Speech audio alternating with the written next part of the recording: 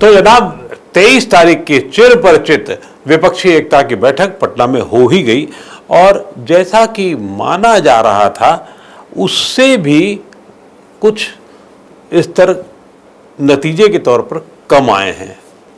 कल जैसा कि मैंने पहले एक वीडियो में अपने बताया था, कुछ सीन वाइज कोशिश की थी बताने की, काफ़ी कुछ वैसा ही हुआ जैसे कि आमतौर पे होता है।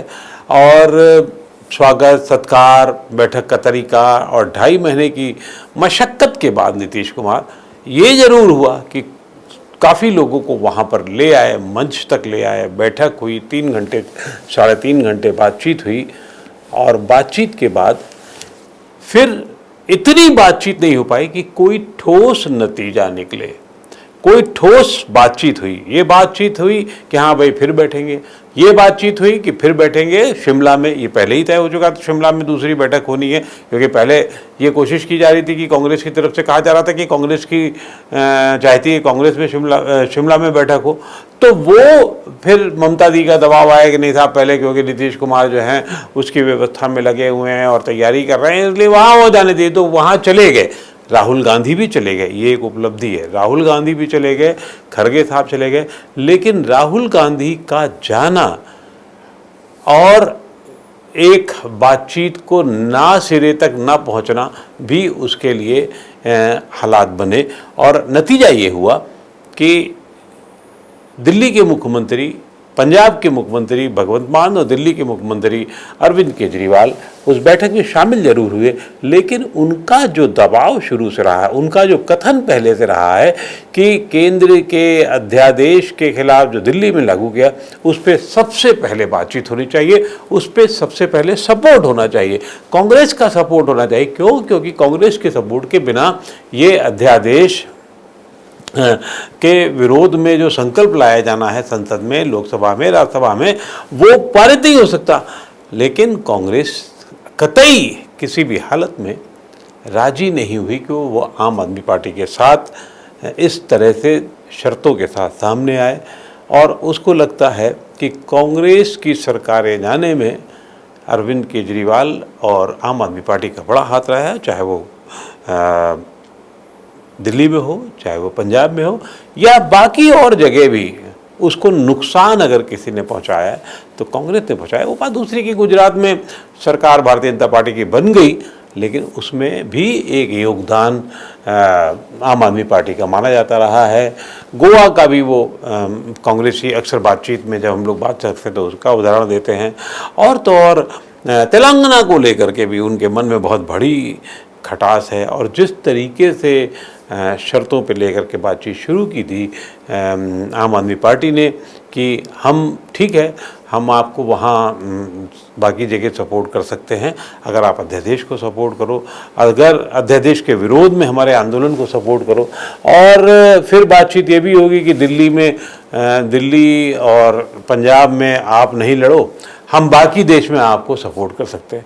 तो ये कांग्रेस को पहले भी नहीं समझ में आने वाला था, अभी भी नहीं है। और नतीजा ये हुआ कि जो विपक्षी दलों की बैठक थी उसमें निश्चित रूप से बहुत अच्छे तरीके से 15 दल के लोग बैठे, लगभग 32 नेता वहाँ बैठे, एक बड़ा सा मंच रहा। मंच का मतलब एक स्क्वायर में सब लोग बैठे, एक दूसरे की बातें सुनी गई। लेकिन कुछ ऐसा हुआ कि जब तक प्रेस कॉन्फ्रेंस होती तब तक केजरीवाल और भगवंत मान वहाँ से संजय सिंह और राघव चड्ढा के साथ थे, हट चुके थे। हम सोच रहे थे कि ऐसी फोटो दिख जाएगी शायद कि 18 में जैसे कुमारस्वामी का जब शपथ ग्रहण समारोह हुआ था तो सब लोग मिल करके हाथ उठाएंगे, वहाँ वो भी नहीं हुआ। वहाँ तो कोई, जब ये नहीं हुआ तो हम ये फोटो भी जो सोच रहे थे, जो कल मैंने सवाल उठाए थे, क्या अरविंद केजरीवाल और राहुल गांधी की झप्पियाँ पाते हुई फोटो होगी, वो नहीं हुई। तो इसका मतलब वो तल्खी बरकरार रही। और तल्खी का नतीजा जब शाम को प्रेस कॉन्फ्रेंस हुई 4 बजे के आसपास, तो उसमें भी बहुत स्पष्ट हो गया कि ऐसी कोई बातचीत नहीं। और मन में बहुत खटास है, जो खटास का रूप ऐसा तक हो गया कि बाद में दिल्ली में आम आदमी पार्टी की राष्ट्रीय प्रवक्ता प्रियंका कक्कड़ ने बहुत साफ कहा कि जहाँ जहाँ कांग्रेस जाएगी वहाँ वहाँ बैठक में हम भाग नहीं लेंगे। और तो और संजीव झा जो विधायक हैं और उनके प्रवक्ता हैं, उन्होंने भी कहा इस तरीके से बातचीत, विपक्षी एकता नहीं हो सकती जिस तरीके से अभी कांग्रेस का रुख है।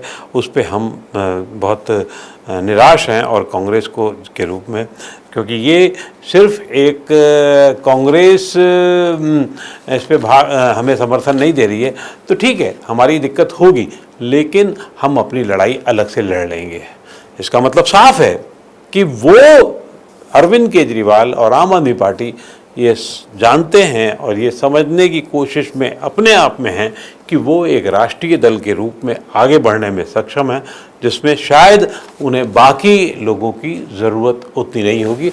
और ये अपेक्षाकृत रूप से आम आदमी पार्टी एक युवा पार्टी है, उसके प्रमुख के पास भी लंबा समय है और पार्टी में भी अपेक्षाकृत नए लोग हैं, जो ज़्यादा तेज तर्रार लोग हैं बनस्पति अन्य पार्टियों को देखिएगा विपक्ष में तो सब एक उम्र से ज़्यादा वाले लोग हैं, जिनको एक अपने अलग संघर्ष की उनके पास अनुभव जरूर है, लेकिन जो जज्बा है वो कितना होगा ये वक्त बताएगा, वक्त देखेगा।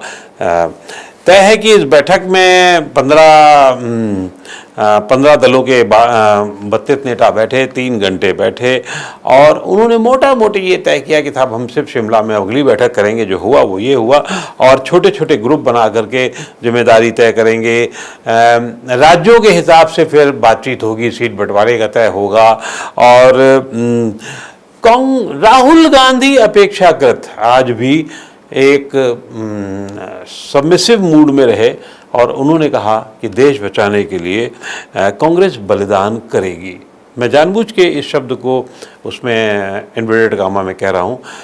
जो रुख की उम्मीद राहुल गांधी से थी, राहुल गांधी वहाँ जा कर के जब गए हैं, पटना गए हैं, तो उनका रुख बहुत एग्रेसिव नहीं था, सबमिसिव था और बलिदान की बात उन्होंने की। जबकि होना उल्टा जो समझा ही जा रहा था, माना ही जा रहा था कि क्षेत्रीय दल कहेंगे कि नहीं हम कांग्रेस के साथ आएंगे और कांग्रेस को आगे बढ़ाने की कोशिश करेंगे।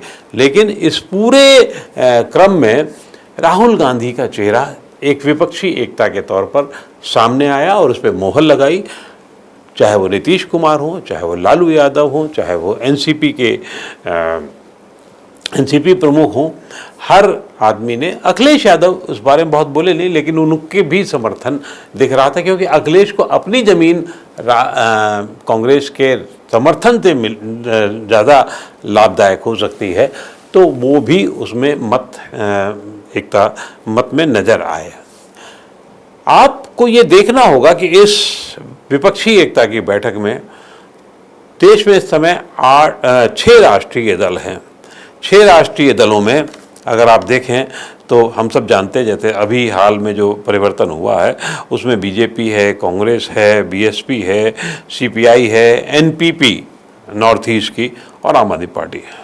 इसमें बैठक लेने वाले कितने थे राष्ट्रीय दल?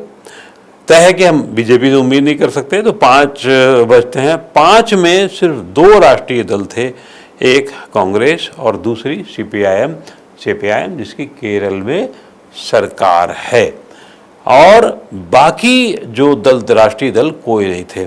बाकी जो दल थे वो हैं क्षेत्रीय दल, जिनकी अपनी अपनी जगह पर मजबूती है।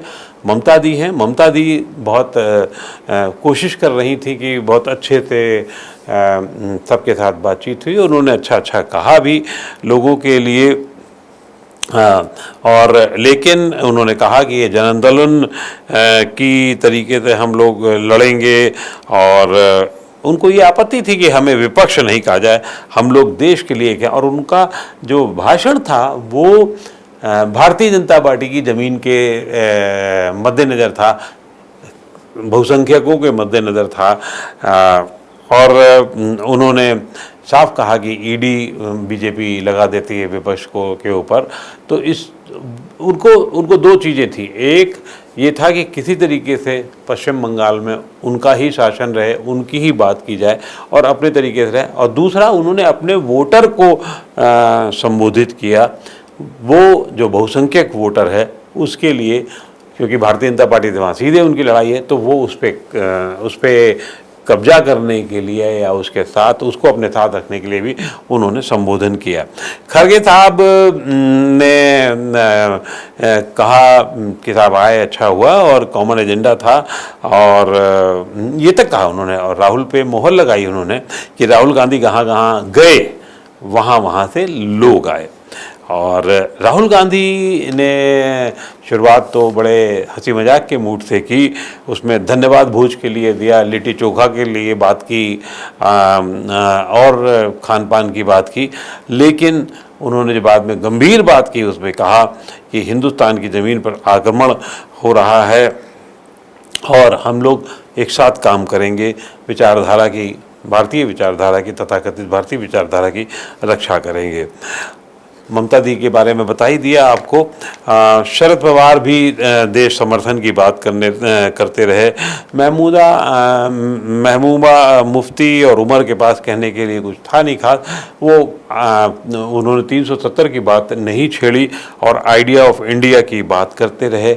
उद्धव ठाकरे ने कोई खास नहीं कहा, और सीताराम येचुरी ने मतलब की बात की कि हम लोग अब महंगाई और बेरोजगारी की लड़ाई एक साथ लड़ेंगे।